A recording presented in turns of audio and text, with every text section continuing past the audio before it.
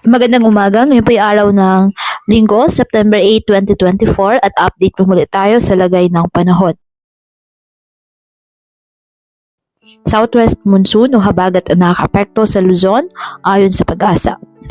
Samantala, wala pong bagyo o low pressure area na minomonitor sa loob ng Philippine Area of Responsibility na maaaring makapekto sa ating bansa.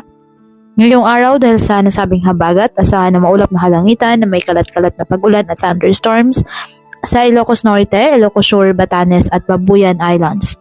Asahan din ang bahagyang maulap hanggang sa maulap na halangitan with isolated rain showers or thunderstorms sa Metro Manila at nalalabing bahagi ng Luzon, dulot pa rin ng habagat. Apektado naman ng mga localized thunderstorms ang nalalabing bahagi ng ating bansa.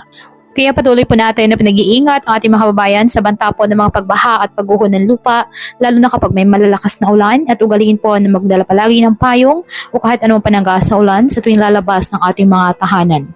At yan po muna ang update sa lagay ng panahon ngayong araw. Muli patuloy po tayo na mag-ingat at palaging tandaan, God loves you. Stay safe and God bless.